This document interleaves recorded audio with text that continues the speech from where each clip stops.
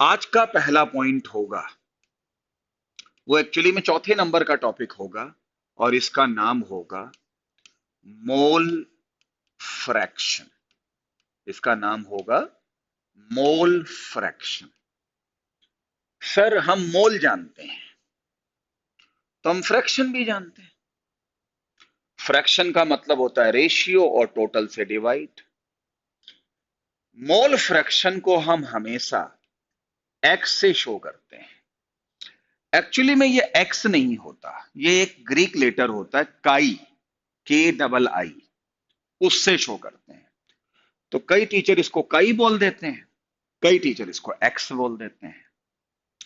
ठीक है, तो मान लो आपके पास में एक बाइनरी सोल्यूशन है। तो बाइनरी सोल्यूशन का मतलब उसमें ए और बी होगा, और ए के मोल्स मैंने मान लिए Na, और बी के मोल्स कितने मान लिए Nb। तो अगर मुझे एक्स या काई ऑफ ए निकालना हो, मोल फ्रैक्शन ए का, तो ए के मोल्स कितने हैं Na, और फ्रैक्शन का मतलब हमेशा टोटल से डिवाइड होता है। तो टोटल मोल्स कितने हो गए Na प्लस Nb से डिवाइड कर दो। तो अगर मुझे काई ए या एक्स ए निकालना होगा, तो ए के मैं मोल्स ले लूंगा और रेशियो से डिवाइड कर दूंगा, तो ये मोल फ्रैक्शन हो गया। इसी प्रकार से अगर मुझसे कोई ये कहता है कि सर काई बी कैसे निकलेगा या एक्स बी कैसे निकलेगा, तो उसके मोल्स ले लो Nb और टोटल से डिवाइड कर दो। तो टोटल क्या है Na प्लस Nb हो गया। तो काई ए और काई बी ऐसे निकालेंगे। और अगर मान लीजिए, हाँ बेटा, अगर मान लीजिए, ठीक है, हाँ, अगर ये मान लीजिए कि हमारे लिए एनबी की वैल्यू Na प्लस एनबी आ गया है, ठीक है। लास्ट में बेटा हम टेस्ट की बात करेंगे कि सिलेबस क्या होगा, लेकिन होगा, ठीक है। मैं सबसे बात करके डिसाइड करके आपको बता दूंगा। तो काई भी ये हो गया, है ना। अभी पढ़ लो, अभी फालतू बात ना करो। अब इसके बाद क्या हुआ कि भाई हमें मैथ में सिखाया गया है कि फ्रैक्शन का टोटल सम वन होता है। तो ये भी फ्रैक्शन है, तो इसका मतलब अगर काई ए प्लस काई बी को सम किया जाए तो वो हमेशा वन होगा। क्यों? क्योंकि फ्रैक्शन का टोटल सम वन होता है। वो चाहे वैल्यू पुट करके देख लो तब भी वन आएगा। हाँ, मैं एक चीज बताना चाहता हूं कि अगर मुझे ये पता लग जाए कि काई ए की वैल्यू लेट सपोज 0.2 है और वो बाइनरी सोल्यूशन है, तो अंडरस्टूड है कि काई बी की जो वैल्यू है या एक्स बी की जो वैल्यू है वो 0.8 होगी, 0.8 होगी। तो अगर मुझे एक का मोल फ्रैक्शन पता है और वो सोल्यूशन बाइनरी है, तो हमें बी का भी पता है, ये ध्यान रखिएगा। और अगर टर्नरी है तो बस एक काम आपको और करना पड़ेगा, फिर काई सी भी निकालना पड़ेगा, और उसका फार्मूले में आप Na और Nb के सम से डिवाइड नहीं करेंगे, टोटल Nc के मोल से डिवाइड करेंगे। और फिर वहां क्या करोगे टर्नरी में, chi A plus chi B plus chi C तीनों को सम करोगे तब वन आएगा। लेकिन हम आमतौर पे बाइनरी सोल्यूशन को ही डील करते हैं, उन्हीं के ही क्वेश्चन करते हैं। तो निश्चित रूप से आप इस बात को मान लीजिए कि आपको काई ए और काई बी आपको निकालना आना चाहिए। ठीक है, ओके। अब फार्मूला तो सिंपल सा है, चलिए मैं इस पे कुछ प्रॉब्लम्स आपको करवा देता हूं। वो कैसे? चलिए, एक प्रॉब्लम अपनी कॉपी में नोट करिए। वो क्या कि 23 ग्राम इथाइल एल्कोहल को, C2H5OH को, अगर मैं 9 ग्राम वाटर में मिक्स कर दूं, ठीक है, तो मुझे काई ऑफ C2H5OH बनाओ, बताओ कितना होगा, और साथ ही साथ में काई ऑफ वाटर बताओ वो कितना होगा। तो हमारे लिए काई ऑफ C2H5OH और काई ऑफ वाटर हमें निकालना है। इस क्वेश्चन को आप नोट कर लो। देखो, अब मुझे सबसे पहले मोल्स निकालने होंगे, तभी तो मोल फ्रैक्शन होगा। तो अगर मैं मोल्स ऑफ C2H5OH निकालूं, तो मोल्स निकालने का क्या तरीका होता है? अगर मास गिवन है, तो मास गिवन है 23 ग्राम, राइट? तो इसके ग्राम मालिकुलर मास से डिवाइड कर दो, ये तो कई बार हुआ है। तो ग्राम मालिकुलर मास कैसे निकालेंगे? 24 प्लस 5 प्लस 1 प्लस 16, वो मुझे याद है 46 ग्राम होता है। तो ये मोल्स हो गए 1/2, मोल्स आ गए। ग्राम तो 23 है, लेकिन मोल्स हाफ हो गए। और अगर मोल्स, मुझे मोल्स ऑफ वाटर निकालना हो, तो मोल्स ऑफ वाटर में मेरे पास 9 ग्राम है, तो इसके भी ग्राम मोलर मास से डिवाइड कर दो, जो कि 18 ग्राम होता है। तो इसका मतलब हो गया हाफ मोल हो गए, ये भी हाफ मोल हो गए, दोनों मोल्स बराबर है। तो अगर मुझे काई ऑफ C2H5OH चाहिए, तो मुझे मोल्स ऑफ C2H5 लेने पड़ेंगे, वो 1/2 होगा। और इसको हम टोटल सम से डिवाइड करेंगे, तो 1/2 प्लस 1/2 यानी 1 हो जाएगा। तो 1/2 मोल्स ऊपर और टोटल से डिवाइड कर दिया, तो इसका मोल फ्रैक्शन 0.5 आ गया। और मुझे पता है ये बाइनरी सोल्यूशन है, तो अगर मुझे काई ऑफ वाटर निकालना है, तो इस तरह से फार्मूला लगा के भी कर सकते हो, और चाहो तो 1 से माइनस भी कर सकते हो, क्योंकि फ्रैक्शन का टोटल सम कितना होता है? 1 होता है। तो वैसे भी इसका भी मोल फ्रैक्शन 0.5 ही आएगा। क्यों? क्योंकि जब मोल्स बराबर होते हैं, तो मोल फ्रैक्शन भी बराबर होंगे, और सम होता है टोटल 1। तो एक वैल्यू अगर 0.5 है, तो दूसरी भी आपकी 0.5 होगी। तो बेटा, ये मैंने एक बड़ा ही आसान सा क्वेश्चन आपको कराया। मुझे उम्मीद है कि आपको समझ में आ गया होगा, और समझ में आ गया है तो एक बार मैसेज बॉक्स में जाके फटाफट टाइप कर दो और मुझे बताओ कि क्लियर हुआ कि नहीं हुआ। फिर मैं एक क्वेश्चन आपको और करवाता हूं, कम से कम 2 क्वेश्चन तो करवाऊं, जिससे कि आपको समझ में बात आए। जल्दी बोलो बेटा, तो जल्दी बताओ बेटा सारे। काफी बच्चों ने पहले ही आंसर निकाल दिए थे, जैसे यानशी, जैसे कृष्णम, जैसे वाशु, है ना? तो आप सबने देख लिया होगा कि हम इस तरीके से जो है मोल कॉन्सेप्ट को निकालते हैं, और मुझे उम्मीद है कि बच्चों को यहां तक समझ में आ गया होगा। चलो, सबने कह दिया कि क्रिस्टल क्लियर, क्रिस्टल क्लियर, अच्छी बात है भाई। ओके, अच्छा, अब इन सब के बाद मैं एक क्वेश्चन आपको और कराता हूं, नोट कर लो। क्या? 6 ग्राम यूरिया, ठीक है, इसको हमने मिक्स किया 18 ग्राम वाटर में। ओके, या इस क्वेश्चन को आप लोग करना, तो मुझे काई ऑफ यूरिया बताओ और काई ऑफ वाटर भी बताओ, ठीक है? ये आंसर आप लोग मुझे करके बताओ। यूरिया का मोलर मास वैसे तो मैं बता चुका हूं, दोबारा बताने का मतलब नहीं है, लेकिन फिर भी पूछ रहा हूं, यूरिया का मोलर मास 60 होता है। तो जरा इस क्वेश्चन को फटाफट सॉल्व करके बताओ, बड़ा ही आसान क्वेश्चन है, कर सकते हो। और आज तो मौसम भी बहुत अच्छा है, मूड भी बड़ा पॉजिटिव है, तो ऐसे माहौल का फायदा उठाते हुए फटाफट बता दो। और जो झूठ बोलेगा उसकी उसकी मम्मी की कसम है, ध्यान रखना। कोई झूठ नहीं बोलेगा, कोई नकल नहीं करेगा, जिसको आता है वही बताएगा, जिसका गलत भी आता है वो भी बताएगा, लेकिन नकल नहीं करना है। ठीक है? आपकी मम्मियों की कसम है, ध्यान रखना, ध्यान रखना। हाँ भाई, अर्पित चहल ने आंसर निकाल दिया, सबसे पहला रिस्पॉन्स आया। बोलो बेटा। हाँ जी, आप फ्रैक्शन नहीं बता सकते हो, 1/10, 1/11, अगर आपको आसान पड़ता हो तो, ठीक है?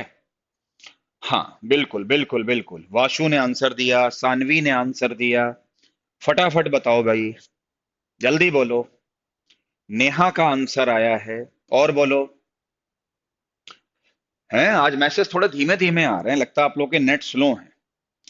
निशांत वर्मा का आ गया, स्नेहा का आ गया, कृष्णम का आ गया, यश राव का आ गया। और बोलो भाई। दुष्यंत का आ गया, अनुज कौशिक का आ गया, मनोज कुमार शिवकंद का आ गया। और भाई फटाफट बोलो, फटाफट बोलो। बहुत आसान है, बहुत आसान है। शुभम लोहान का आ गया, अनुभव का आया। और बताओ भाई, और बताओ बाकी बच्चे कहाँ बैठे हैं भाई? बोलो। मानसी, रिजुल, हाँ ठीक है, रिजुल सही है। कृष्णम का भी सही है, मन्नत का भी सही है, प्रिंसी का भी सही है। हाँ ठीक है भाई, बहुत अच्छे, बहुत अच्छे, बहुत अच्छे। तो अब मुझे एक बात ये पहले बताओ कि भाई जी, वंशिका का भी सही है। नहीं वंशिका बेटा, 1.01 तो आ ही नहीं सकता है। सार्थक का, यूरिया का 1/10। अरे वाह भाई, सार्थक कमाल कर दिया बच्चे ने। माधव मिढ़ा का आ गया 0.01, 0.01। हाँ ठीक है भाई, वाशु का भी ठीक है। वंशिका लिख रही है, मेरे पढ़ने में गलती हो रही है, 1.01 लिख रही है बेटा। मोल फ्रैक्शन की वैल्यू 1 से तो ज्यादा हो ही नहीं सकती, तो 1.01 तो आंसर हो ही नहीं सकता। आंसर तो 1 से कम ही होगा। मानसी रानी का भी आ रहा है। अच्छा, दो बच्चे हैं, एक मानसी है, एक मानसी रानी है। ठीक है भाई, ओके। तो इस तरीके से बच्चों को, और भाई और बच्चे बताओ, है ना? यांशी का भी है, मानसी है, यांशी है। अच्छा, दोनों अलग अलग बच्चे हैं। Very good. तो इस तरीके से, हाँ ठीक है भाई, ओके। तो मतलब हो गया लगभग सभी का, है ना? सबसे पहले इन्होंने मोल्स निकाले होंगे। अब अगर मोल्स निकालना नहीं आता है और अब तक भी नहीं सीख पाए हो तो बेटा क्या कर सकते हैं? ओके, चलो। तो इस क्वेश्चन को मैं सॉल्व नहीं करता हूं, आगे बढ़ जाता हूं। इसके बाद अब धीरे धीरे जो बच्चे मेरे पास क्लास 10th में ही पढ़ते थे, यहां तक तो मैं उनको पढ़ा चुका था पहले ही। लेकिन अब मैं जहां आगे जा रहा हूं वो हमने नहीं पढ़ाया हुआ है। अब ध्यान से पढ़ना बेटा। एक चीज और होती है, पीपीएम। मैंने लिखा भी था। पीपीएम का मतलब होता है पार्ट्स पर मिलियन। मिलियन का मतलब होता है 10 लाख। देखो, मैं आपको एक चीज बताता हूं, देखो मैं ऐसे समझाता हूं। दो कंपोनेंट ने मिलकर कोई सोल्यूशन बनाया, ए और बी। दो कंपोनेंट ने मिलकर कोई सोल्यूशन बनाया, ए और बी। इसमें ए का मास खर्च हुआ एम ए, मास मोल्स नहीं, और इसका मास खर्च हुआ एम बी। हो गया। तो अगर मुझे कोई पूछे कि मास फ्रैक्शन क्या होगा, मास फ्रैक्शन क्या होगा, ध्यान से सुनना। तो एम ए को टोटल मास से डिवाइड कर दो, यानी M A plus M B. यानी ए के मास को जो है टोटल मास से आप डिवाइड कर दो। फ्रैक्शन अभी मोल फ्रैक्शन था तो टोटल मोल से डिवाइड था, तो अगर मास फ्रैक्शन है तो टोटल मास से डिवाइड हो गया, तो मास फ्रैक्शन हो गया। अच्छा, अब देखो, अगर मुझे मास परसेंटेज निकालनी हो तो मैथ में क्या सिखाते हैं कि भाई जो मास फ्रैक्शन है उसको 100 से डिवाइड कर दो। नहीं, डिवाइड करो, मल्टीप्लाई कर दो, है ना? तो परसेंटेज में हम 10 की पावर 2 कर देते हैं। क्लियर है? परसेंटेज पता क्या होता है? पार्ट्स पर 100। लेकिन अगर मुझे पीपीएम निकालना है ए का, तो फ्रैक्शन को अब की बार, अब की बार, ठीक है, पी पार्ट्स पर मिलियन को, फ्रैक्शन को अब की बार 10 लाख से मल्टीप्लाई कर दो, और 10 लाख में एक के आगे 6 जीरो होते हैं, तो ये पार्ट्स पर मिलियन हो गया। परसेंटेज क्या होता है? पार्ट्स पर 100। तो पीपीएम क्या होता है? पार्ट्स पर मिलियन, 10 लाख में कितना होगा। और एक होता है पीपीबी, पार्ट्स पर बिलियन। तो बिलियन में एक के आगे 9 जीरो होते हैं, तो उसमें आप क्या करोगे, 10 की पावर 9 से मल्टीप्लाई करना पड़ेगा। तो ये पीपीएम और पीपीबी होता है। हालांकि पीपीबी कोई नहीं पूछता, या तो परसेंटेज पूछते हैं या पार्ट्स पर मिलियन पूछते हैं, और या फिर फ्रैक्शन पूछते हैं। ठीक है, एक बात और, परसेंटेज कहां निकाली जाती है और पीपीएम कहां निकाला जाता है, अगर ये प्रश्न बने, अगर ये प्रश्न बने तो इसका जवाब हम लोग क्या देते हैं, अगर 100 में निकालना हो कितने पार्ट हैं तो परसेंटेज, और 10 लाख में निकालना हो कितना है तो पार्ट्स पर मिलियन। ठीक है, तो ये मेथड कहां यूज किए जाते हैं बेटा, जब कोई एक चीज बहुत ज्यादा हो और दूसरी चीज बहुत कम हो, बहुत कम हो, नेग्लेजिबल हो, वहां पे हम किस यूनिट का इस्तेमाल करते हैं, पीपीएम का। जैसे एटमॉस्फियर के अंदर SO2 गैस कितनी होगी, तो एटमॉस्फियर तो बहुत बड़ा है, उसमें तो हजारों गैसेस हैं, तो उसमें SO2 कितना होगा, तो इसके लिए आपको पीपीएम की यूनिट इस्तेमाल करनी पड़ेगी। और कभी भी आप अपने टीवी पर वेदर रिपोर्ट्स देखो तो बताते हैं कि SO2 इतने पीपीएम है, CO2 इतने पीपीएम है, समझे, वहां पीपीएम यूज होता है। और अगर हमसे कोई ये कहता है कि यार पानी में कितना नमक है या कितना शुगर है, और पानी थोड़ा सा है, तो वहां पर हम पीपीएम नहीं निकालते हैं, जहां आमतौर पे वहां पर हम जो है शुगर और सॉल्ट के केस में परसेंटेज निकालते हैं। लेकिन आपको पता है कि हमारा पानी जो होता है, जो हमें सप्लाई होता है, उसमें तमाम इम्प्योरिटीज होती हैं, तो उसमें हम कुछ क्लोरीन मिलाते हैं, बहुत थोड़ी सी मिलाते हैं, बहुत ही थोड़ी सी मिलाते हैं, जिससे कि बैक्टीरिया वायरस मर जाएं। तो पानी तो खूब टैंक में होका होता है, और उसमें हम Cl2 गैस बड़ी थोड़ी सी मिलाते हैं, जिससे बैक्टीरिया वायरस मिल जाए, मिल ना जाए, खत्म हो जाए, मिलेंगे क्यों। तो ऐसे केस में वहां भी हम पीपीएम का इस्तेमाल करते हैं। तो पीपीएम में और परसेंटेज में कोई खास फर्क नहीं है। यह बात अलग है कि हम परसेंटेज को लगातार पढ़ते रहे हैं, समझ में आ रहा है। तो ऐसी स्थिति में हम जो है इस तरीके से प्रॉब्लम को करते हैं। तो पीपीएम कहां लगता है, परसेंटेज कहां लगता है, वो आपके समझ में आ गया होगा, ऐसा मेरा मानना है। और कहां अप्लाई होता है वो भी मैंने बता दिया है। सबसे पहले फ्रैक्शन निकालो, और फिर फ्रैक्शन से जो निकालना चाहते हो, परसेंटेज निकालना चाहते हो, पीपीएम निकालना चाहते हो, और पीपीबी निकालना चाहते हो, वगैरह वगैरह, वो एक अलग बात हो गई।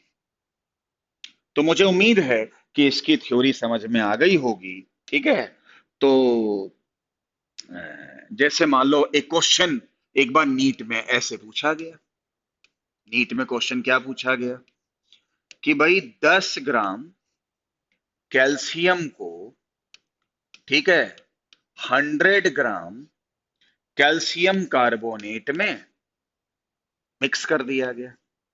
ठीक है, कैलकुलेट, कैलकुलेट, ठीक है, कैलकुलेट आपका ppm, calculate ppm of calcium. तो कैल्शियम का पीपीएम निकालो। ये क्वेश्चन आपको डॉक्टर बनाएगा। आपको कोई इतना आसान क्वेश्चन, हाँ बेटा, 90% क्वेश्चन तो ऐसे ही होते हैं, बेसिक लेवल के, बच्चे पढ़ते ही नहीं है। तो पीपीएम कैसे निकालोगे कि उसका, तो पहले तो फ्रैक्शन निकाल लो। इसको ऐसा करो, थोड़ी कैलकुलेशन इजी बनाने के लिए ऐसा कर लो, यहाँ पे 90 ग्राम कर लो, थोड़ा कैलकुलेशन आसान हो जाएगी, नहीं तो फिर जूझे रहो, करते रहो। तो फ्रैक्शन के लिए क्या जैसे पीपीएम मुझे कैल्शियम का निकालना है, तो 10 ग्राम है इसका, मान लो 10 ग्राम, इसको टोटल से डिवाइड करो, तो 10 + 90 कितना हो जाएगा, ये आपका हो जाएगा फ्रैक्शन। और अगर आपको पीपीएम निकालना है तो 10 की पावर 6 से और मल्टीप्लाई कर दो, तो 10/100, 1/10, और ये वाली वैल्यू आपकी ऊपर जाएगी, तो आई थिंक 10 की पावर 5 आ जाएगा। देखना कैलकुलेशन अगर कुछ गलत हो तो बता दियो, और ये हमारे इस क्वेश्चन का आंसर हो जाएगा।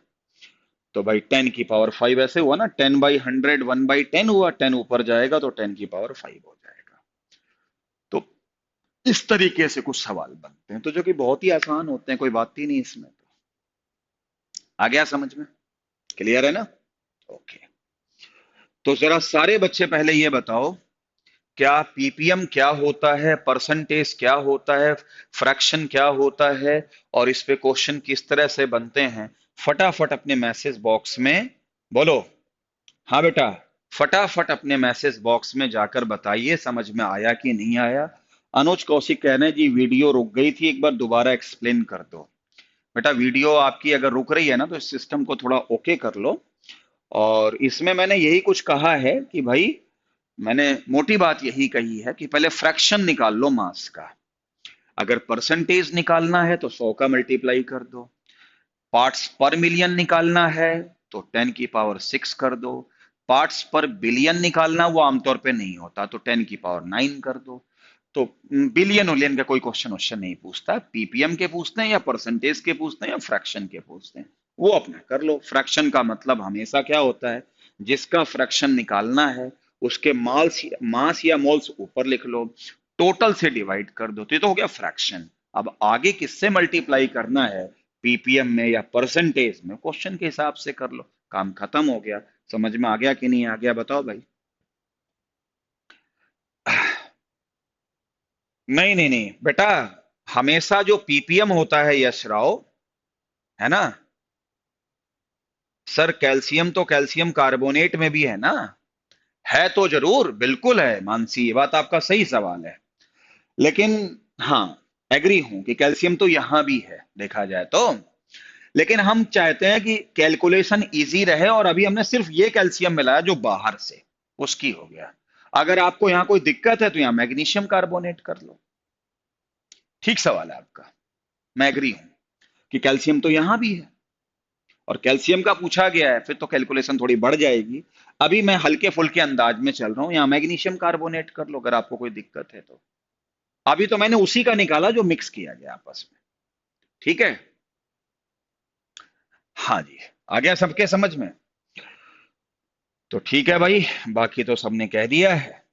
ओके, तो मैंने देख भी लिया मैसेज बॉक्स के अंदर, सबके अंदर कोई रिपोर्टिंग सही है। चलो अब आगे बढ़ते हैं। हो गया बेटा? अब इसके बाद जो मैं पढ़ाऊंगा उसकी तरफ बच्चे ध्यान से सुनो। देखो, पहले मैं एक चीज बता दूं, जिसमें मैंने नाम लिखा था फॉर्मेलिटी। ये चीज क्या होती है? तो एक बार हंसी भी आती है, फॉर्मेलिटी ये सब क्या चीज होती है? तो फॉर्मेलिटी को हम एफ से शो करते हैं। ठीक है बेटा? तो फॉर्मेलिटी को अगर हम एफ से शो करते हैं ना, एफ से, तो मैं बताता हूं कि फॉर्मेलिटी क्या होती है। इस पर ज्यादा ध्यान देने की नहीं है। पता क्या है? आयनिक कंपाउंड, आयनिक कंपाउंड जानते होगे ना कौन होते हैं? NaCl, MgCl2, है ना? इसके अलावा BaCl2, पता है, जिनमें आयनिक बॉन्ड होता है। तो आयनिक कंपाउंड की जितनी भी मोलैरिटी होती है उसी को ही हम फॉर्मेलिटी कहते हैं। इससे ज्यादा इस टॉपिक को मैं ज्यादा क्या कहते हैं, औकात देने के पक्ष में नहीं हूं। बस इतना ही समझ लो। और मोलैरिटी निकालनी हमें आती है, मैंने पौने 2 लेक्चर में, लगभग 2 लेक्चर में मोलैरिटी पढ़ाई है। तो हम NaCl की जो मोलैरिटी निकालते हैं किसी क्वेश्चन के अंदर, उसे हम मोलैरिटी भी कह लेते हैं और उसे हम फॉर्मेलिटी भी कह सकते हैं। बस इससे ज्यादा मैं इस टॉपिक को बताने के मूड में नहीं हूं। कब बस एक नॉलेज रखो, और कोई तुमसे फॉर्मेलिटी नहीं पूछेगा, सब मोलैरिटी पूछेंगे। फिर भी कोई पूछ ले राह चलता, अच्छा फॉर्मेलिटी जानते हो? तो आप कहोगे हाँ जानते हैं। जितने भी आयनिक कंपाउंड्स होते हैं उनकी मोलैरिटी जो हम काउंट करते हैं वही फॉर्मेलिटी होती है, और हमें मोलैरिटी कैलकुलेट करने आता है N/V। अब उसको चाहे आप मोलैरिटी कह दो, चाहे आप उसको फॉर्मेलिटी कह दो, वो आप जानो, वो आपकी फॉर्मेलिटी है, लेकिन हम तो फॉर्मेलिटी नहीं पढ़ेंगे। हमारे लिए फेमस टॉपिक क्या है? मोलारिटी। बस इस टॉपिक से ज्यादा, मैं इस टॉपिक को ज्यादा क्या बोलते हैं, मूड में नहीं हूं, इससे ज्यादा इसकी औकात भी नहीं है। ठीक है, पता लगा हमें आधा घंटा लगा दें, हालांकि इसका रीजन भी है। वो कभी मेरे से अलग से डाउट्स में पूछ लेना, जब मैं कहूं आज मैं डाउट डिस्कस करूंगा, चलो सवाल पूछो। लेकिन अभी के लिए सिर्फ इतनी ही जानकारी रखिए, इससे ज्यादा नहीं। और मोलारिटी निकालना हमें आता है, ये हम सब जानते हैं। चलिए, अब जो इस टॉपिक पे मैं जिसको बहुत इंपॉर्टेंस देता हूं, वो टॉपिक होता है, शुरू हो गया, जिसका नाम होता है नॉर्मेलिटी। नॉर्मेलिटी एक्चुअली में क्या है, पहले चैप्टर में ये टॉपिक आमतौर पे नहीं पढ़ाया जाता, ये टॉपिक आगे पढ़ाया जाता है, 7वीं 8वीं यूनिट में इस्तेमाल होता है। लेकिन पढ़ाना तो है ही है यार, चाहे आज पढ़ा दो चाहे पढ़ा दो, अब एक फ्लो में चीजें बताई जाती हैं। इसलिए तुम देखोगे कि इस टॉपिक के क्वेश्चन आपको पहले चैप्टर में कम मिलेंगे, और वैसे भी ये थोड़ा सा बेहतर कॉन्सेप्ट है। और जितने भी, अब ये जितने भी टॉपिक्स थे, सारे 10th के बच्चों को मैंने पढ़ा रखा था, लेकिन अब जो मैं पढ़ाने जा रहा हूं वो उनको भी उन्होंने नहीं पढ़ा है। नॉर्मेलिटी पढ़ाने जा रहा हूं बच्चों, और नॉर्मेलिटी क्या चीज होती है उसके बारे में ध्यान से सुनो। देखो, ऐसा भाई, तो मुझे ये बताओ, मोल्स क्या होते हैं? हम सब जानते हैं और क्लास 9 से पढ़ रहे हैं। मोल्स एक यूनिट है, और केमिस्ट्री की यूनिट है। तो केमिस्ट्री की एक और यूनिट होती है, जिसको हम कहते हैं ग्राम इक्विवेलेंट। Gram equivalent. आपको अगर सर सुना तो नहीं, तो वो इसलिए नहीं सुना क्योंकि 9th और 10th में मोल्स पढ़ाए जाते हैं, ग्राम इक्विवेलेंट नहीं पढ़ाए जाते। कई टीचर इसको ग्राम इक्विवेलेंट भी कहते हैं, और कई टीचर इसको सिंपली इक्विवेलेंट भी कहते हैं। तो इक्विवेलेंट भी एक तरीके से क्या होता है, इक्विवेलेंट भी एक तरीके से यूनिट होता है। मतलब ग्राम इक्विवेलेंट बोलो या इक्विवेलेंट बोलो। तो आज आपको ये जो मंत्र मिला है, कैसे याद करोगे? ग्राम इक्विवेलेंट या इक्विवेलेंट भी मोल की ही तरह केमिस्ट्री की यूनिट होती है। क्या होती है बताऊंगा, लेकिन 8-10 बार जैसे मंत्रों का जाप करते हो, 8 बार बार बार लिखोगे क्या, कि ग्राम इक्विवेलेंट या इक्विवेलेंट मोल की ही तरह यूनिट होती है, लेकिन मोल बहुत फेमस है और ग्राम इक्विवेलेंट उतना फेमस नहीं है। और कॉम्पिटेटिव एग्जाम्स के अंदर ग्राम इक्विवेलेंट के बहुत सारे क्वेश्चन पूछे जाते हैं। ये बात अच्छी तरीके से सुन लीजिए। अब क्या होता है बेटा, मोलारिटी क्या थी? Moles per litre. पता नॉर्मेलिटी क्या है? इट इज, नोट करो, बहुत ध्यान से पढ़ो, कल तक पूरा समझ में आएगा, पहले से बोले दे रहा हूं।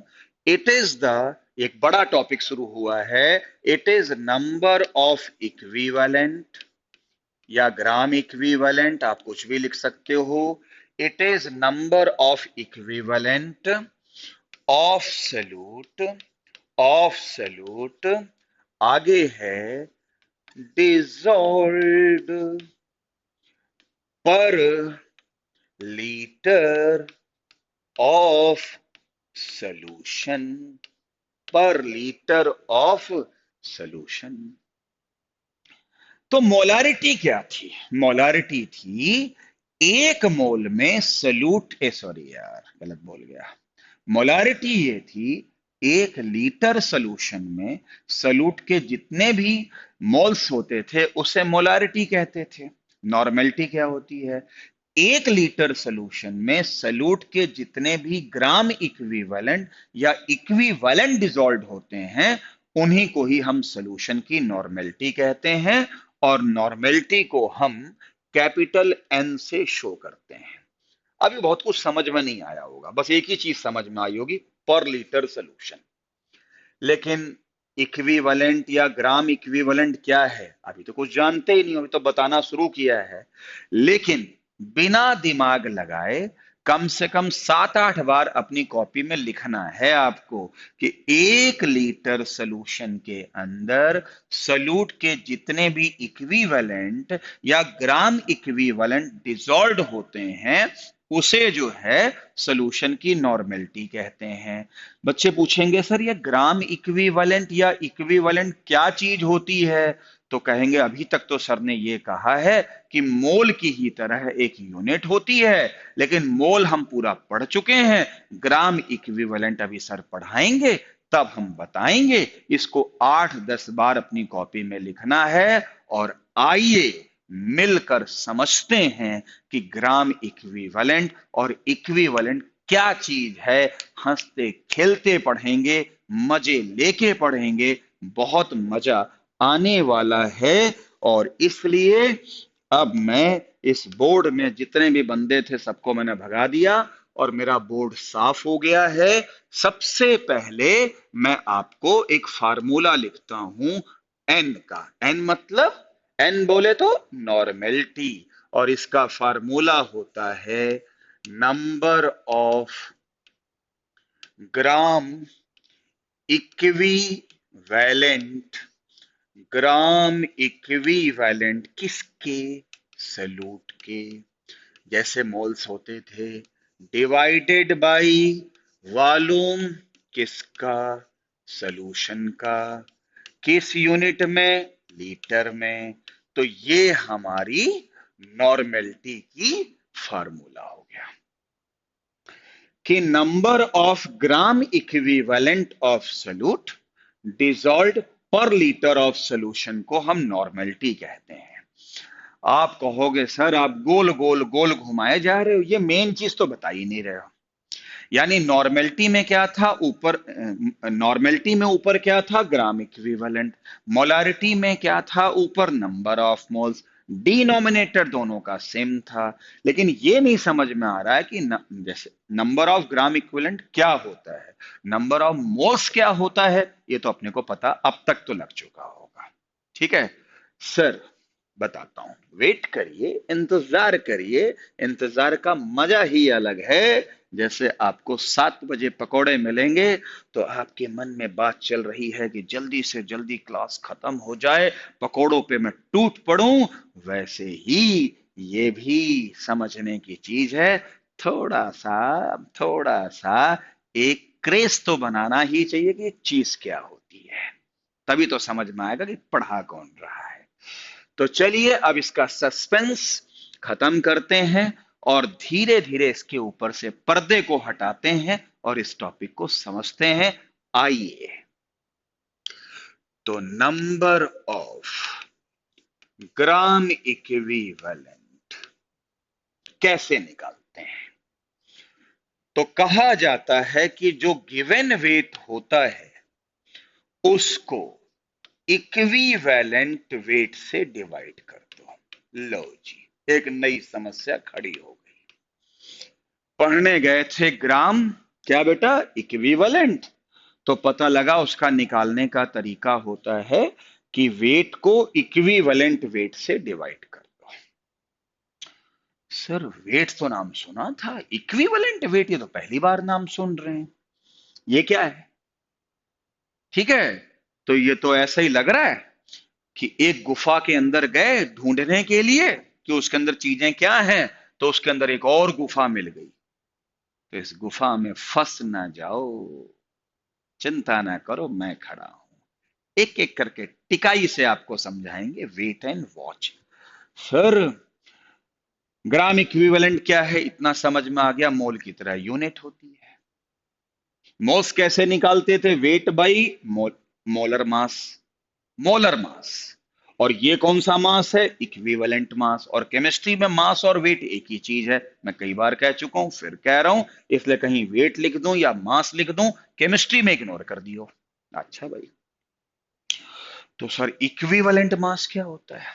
अब एक नई समस्या आ गई, गुफा के अंदर गुफा।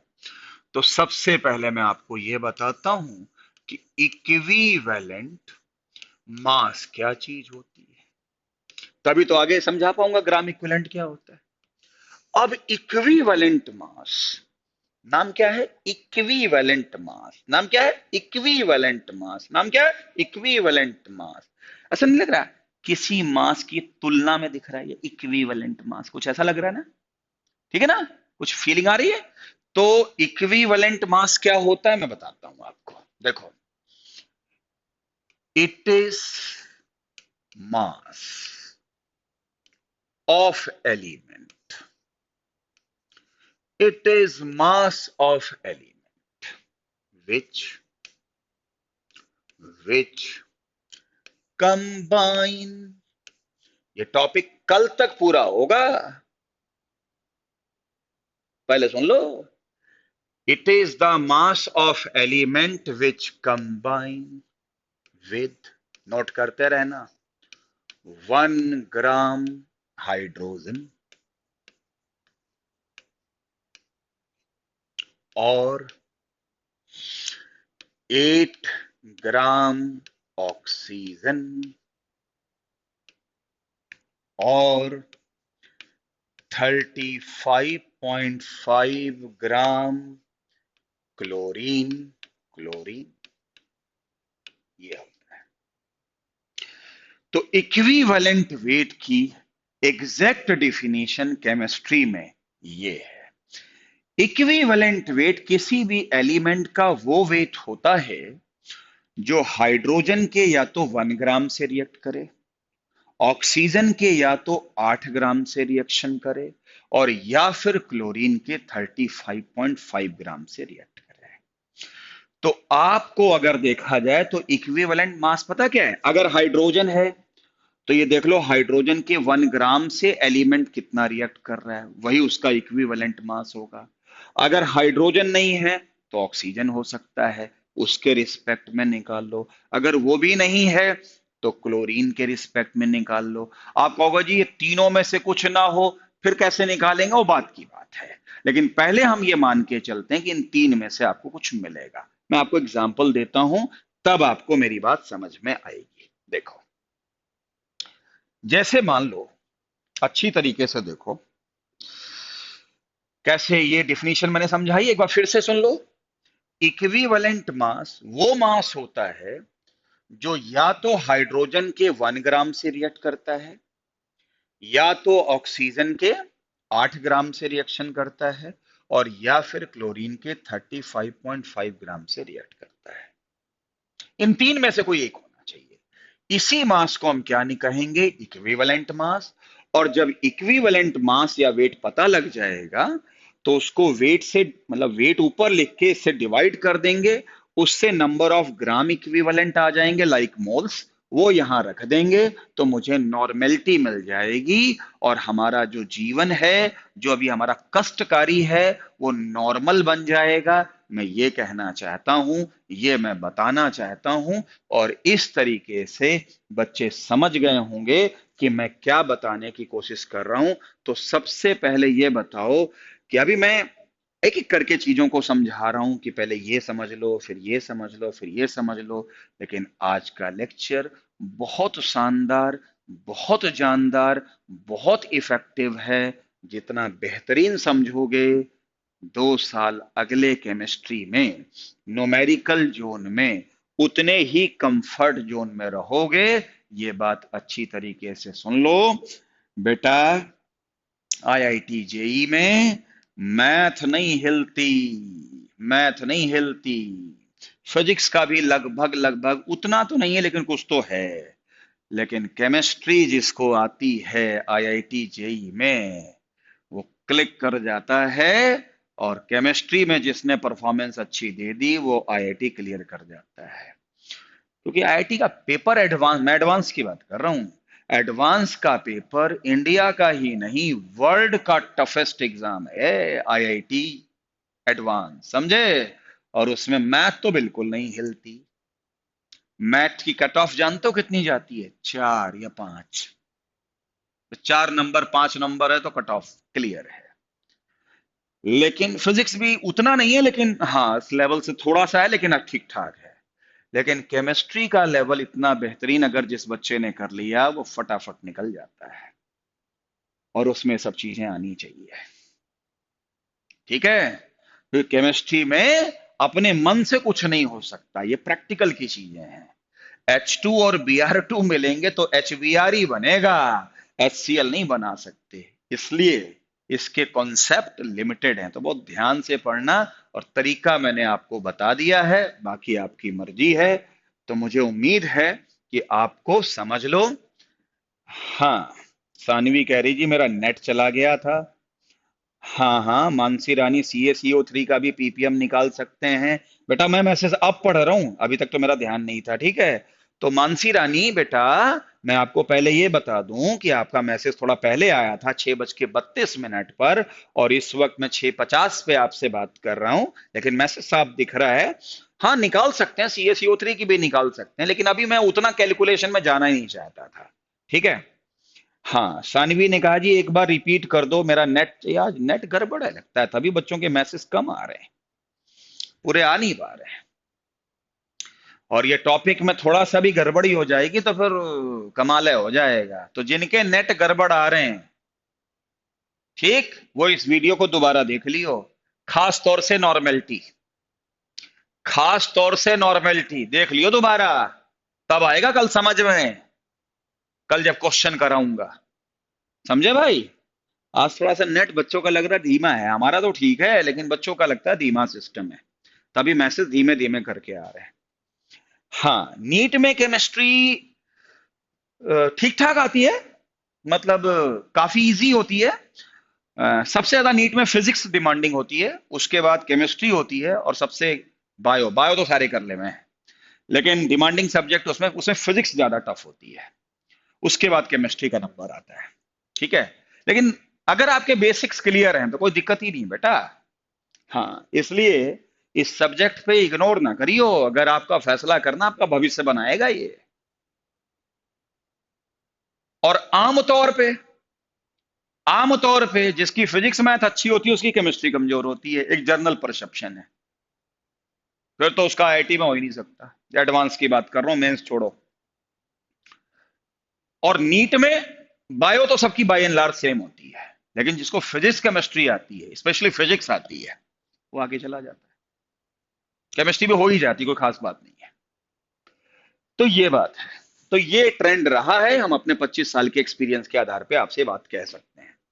तो आपको पता होना चाहिए कि कैसे पढ़ाई करनी है, किसकी ज्यादा करनी है। आपको पीएचडी नहीं करनी है, आपको 2 साल के बाद बढ़िया एम्स में या बढ़िया मेडिकल कॉलेज में एडमिशन लेना है, या आईआईटी में दिल्ली या मुंबई में से कंप्यूटर की ब्रांच लेनी है, तो मैं बात कर रहा हूं। ठीक है। और कोई बच्चा ये कह दे जी हमारी तो कोई इच्छा ही नहीं है, तो जब कोई इच्छा ही नहीं है तो एक ही रास्ता है, ये फिजिक्स केमिस्ट्री क्यों पढ़ रहे हो, बस में बैठो, हरिद्वार जाओ, बाबा बनो, मजे लो जिंदगी के। बोलना क्या है, एक ही दो तो शब्द बोलना है, क्या लेके आए थे, क्या लेके जाओगे। इसी बात को 10 बार 10 जगह बोल दो, बाबा बड़े अच्छे हैं भाई, भैया दान पुण्य सब चढ़ने लगे, पैसे कमाओ, ऑडी गौमी में घूमो, देख ही रहो बाबाओं के देश में क्या हाल है। चुनाव भी लड़ रहे हैं, चुनाव भी जीत रहे हैं, बस करना क्या है, कपड़े थोड़े से अलग से पहनने पड़ते हैं, लेकिन सुख दुख की तो उनकी कोई दिक्कत ही नहीं है। एक तो आम आदमी मरा जा रहा है, समझे भाई। हाँ हाँ। तो हाँ, तो मैंने आपको बता दिया। हाँ हाँ, ठीक चल रहा है। हाँ, तो मैंने बोल दिया है। और जो भी है, जिसके बोले जी हमें कोई इच्छा ही नहीं है, तो जब इच्छा ही नहीं है तो फिर तो बाबा ही बन जाओ, फिर तो बातें खत्म हो गई। लेकिन सबका कैरियर है, सबका डिमांडिंग कैरियर है, चिंता ना करो। चलो, अब आपसे, है ना, नेट स्लो चल रहा है, तो थोड़ा मैं ज्यादा पढ़ाऊंगा नहीं, थोड़ा सा बता देता हूं, बाकी फिर कल पढ़ाऊंगा, इसको अच्छे से रिवाइज कर लेना। एक चीज और मैं बता दूं, देखो, जैसे मान लो मुझसे किसी ने कहा, ठीक है, हाँ ये बात तो सही है कि केमिस्ट्री का जो एडवांस का लेवल है और जो नीट का केमिस्ट्री का लेवल है, उसमें तो जमीन आसमान का फर्क है। केमिस्ट्री एडवांस तो ज्यादा बेहतर है, इसमें क्या डाउट है। लेकिन वो मैथ तो हिलती नहीं है, मैथ तो का तो बुरा हाल है, 4 नंबर कट ऑफ जावे है। अब सोच ले यार। ठीक है, उसके मुकाबले केमिस्ट्री काफी आसान होती है, मैं ये कह रहा हूं। अच्छा, इसलिए जब ये चीज समझ में आ गई ना, तो अब इसके बाद मैं आपको बताता हूं। देखो, एक नीट का क्वेश्चन मैं आपको कराता हूं, और उसके बाद फिर कल कराऊंगा। आज बच्चों के नेट थोड़े स्लो चल रहे हैं, फिर भी मैं कहूंगा इसको अच्छी तरीके से रिवाइज करके देखो। नीट का एक क्वेश्चन था, a metal oxide, metal oxide contain contain metal oxide contain, क्या बोलते हैं, 32% ऑक्सीजन, ऐसा लिख दिया। Calculate equivalent weight of metal, ये क्वेश्चन था, ये नीट का क्वेश्चन है। अब इस क्वेश्चन को फटाफट उतारो भाई। हाँ, हाँ जी बिल्कुल। तो कहने का मतलब यह हुआ कि मेटल ऑक्साइड के अंदर 32% ऑक्सीजन है, तो बताओ मेटल का इक्विवेलेंट वेट क्या है। नीट का क्वेश्चन है, जिसके फंडे क्लियर है। देखो, मेटल ऑक्साइड में क्या चीज मौजूद है, मेटल प्लस ऑक्सीजन मौजूद है। इसमें ऑक्सीजन अगर सबका 100 मान लो, तो अगर ये 32 है, तो ये आई थिंक मेटल 68 है, ये हुआ ना। तो ऑक्सीजन के 32 पार्ट से मेटल का कितना पार्ट रिएक्ट कर रहा है। देखो क्या लिख रहा है, क्या लिख रहा है, ऑक्सीजन के 32 पार्ट से मेटल का कितना पार्ट रिएक्ट कर रहा है, 68 कर रहा है ना। तो मुझे ये बताओ, मुझे अगर मेटल का इक्विवेलेंट वेट चाहिए, तो ऑक्सीजन के कितने पार्ट से रिएक्ट करना चाहिए। डिफिनीशन में था 8 ग्राम से, यानी 8 पार्ट से। तो ऑक्सीजन के 8 पार्ट से कैसे रिएक्ट करेगा, यूनिटरी मेथड लगा दो। तो क्या चीज ऊपर आएगी 68, नीचे क्या आएगी 32, और इंटू 8, है ना। तो 8 4 32, और 4 से इसको डिवाइड करोगे तो 2 2 और 8 28, तो 4 सत्ते 28। तो मेटल का मास कितना आया, 17। तो ये जो 17 है ना, यही आपका इक्विवेलेंट मास है। और इस क्वेश्चन को वही बच्चा कर सकता है जिसको इक्विवेलेंट मास की एग्जैक्ट डेफिनेशन पता हो। आप कहोगे कि सर आपने कैसे निकाला ऑक्सीजन के 8 पार्ट, क्योंकि इक्विवेलेंट मास वो मास होता है जो ऑक्सीजन के 8 पार्ट के करस्पॉन्डिंग होता है। तो आप कहोगे सर वहां हाइड्रोजन भी तो लिखा था, वहां क्लोरीन भी तो लिखा था। अरे भाई, तीनों की जरूरत नहीं है, उन तीन में से किसी एक के रिस्पेक्ट में निकालो, सीधी बात है। आई बात समझ में, क्लियर है, बोलो भाई, आया समझ में। तो कितना छोटा सा क्वेश्चन है, और ये मेटल का इक्विवेलेंट मास हो गया। सारे बच्चे पहले बताओ बेटा, समझ में आया सभी को। हाँ, हाँ बोलो, क्या बच्चों को समझ में आया। एक और एग्जाम्पल दूं, हाँ दे देता हूं, दे देता हूं, एक और एग्जाम्पल दे देता हूं मानसी, एक और दे देता हूं भाई। हैं, आराम से पढ़ो, थोड़े दिन 2 दिन फालतू पढ़ा दूंगा, लेकिन ये चीजें आपको 2 साल काम आनी है। 12th में जाओगे और आपसे पूछा जाएगा मोलारिटी क्या होती है, और तुम्हें पता नहीं होगा, या उसके बेसिक्स क्लियर नहीं होंगे, तो कहेगा जो भाई यही नहीं आता तो तुम्हें क्या आता है, छोड़ो फिर। ठीक है भाई, हाँ, हाँ ठीक भाई, ठीक ठीक ठीक ठीक। अरे भाई टाइमिंग, रुक जाओ यार, क्यों पंगे पड़ रहे हो, टाइमिंग में पढ़ा तो रहे हैं यार, 10-10 मिनट का गैप तो दे ही रहे हैं। थोड़ा सा वेट करो यार, हमें ये भी तो देखना है, या 9th की भी क्लास चलती है, थोड़ा टाइम निकलना पड़ेगा, फिर देखना पड़ेगा, चिंता ना करो। अच्छा, एक और क्वेश्चन मैं दे देता हूं, लिखो। A metal chloride, a metal chloride, metal का क्लोराइड है, कंटेन कंटेन कंटेन क्या, contain chlorine, chlorine contain chlorine, क्या है, contain 71%, contain 71%, calculate equivalent mass of metal. चलो निकाल के बताओ, इस क्वेश्चन का आंसर बताओ। ये क्वेश्चन मैंने आपको दिया है, बताओ बेटा। नहीं नहीं, वंशिका कुछ नहीं ले सकते हैं। ये तो क्वेश्चन में कुछ भी दिया होगा, लेकिन स्टैंडर्ड डिफिनीशन में अगर ऑक्सीजन है तो 8 लेना पड़ेगा, हाइड्रोजन है तो 1 लेना पड़ेगा, और क्लोरीन है तो 35.5 लेना पड़ेगा। लेकिन अगर कोई और आता है वो हम कल बताएंगे आपको, पहले ये तो समझो, फिर तो हम आगे बात करेंगे। ये सब ये ये क्वेश्चन तो नहीं, लेकिन पिछला नीट में क्वेश्चन था। मानसी ने कहा सर एक क्वेश्चन दे दो, करके दिखा दिया। लो करो भाई, करके बताओ भाई। बोलो, बोलो भाई। कृष्णम का जवाब आ गया, सानवी का आ गया, वाशु का आ गया, अरमान भाई, शुभम लोहान का है, दुष्यंत का है, निशांत वर्मा का आंसर है। जल्दी बताओ भाई, सारे बच्चे क्या हैं? हैं? कृष्णम का है? माधव मिड्ढा का भी है, यश राव का भी है? अनुभव का भी है। तो फिर देखो मैं इसको कैसे करता हूं, देखो। मेटल क्लोराइड का मतलब होता है इसमें मेटल भी है और क्लोरीन भी है। क्लोरीन क्या परसेंट है? 31%।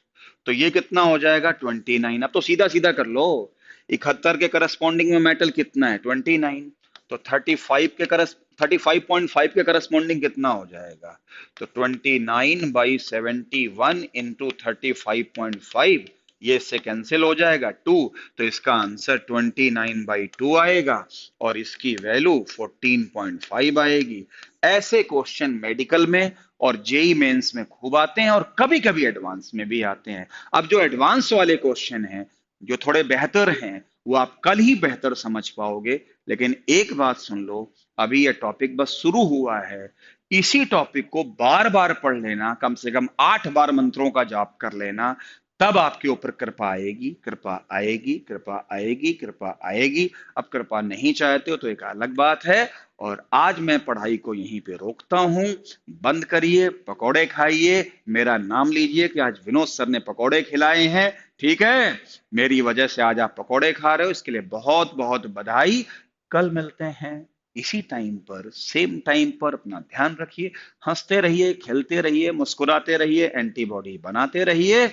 कल मिलेंगे तो नॉर्मेलिटी का बचा हुआ पूरा पोर्शन अच्छे से समझा देंगे, ये मेरी गारंटी है। लेकिन आज अच्छे से रिवाइज कर लीजिएगा।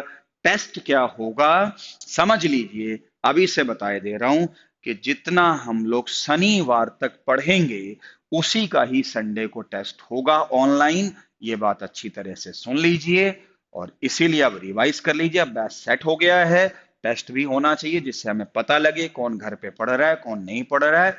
ऐसे ही बाकी सब्जेक्ट्स के होंगे। कल मिलेंगे, सिलेबस आपको बता दिया है, अच्छे से रिवाइज करिएगा। कल मिलते हैं। Thank you.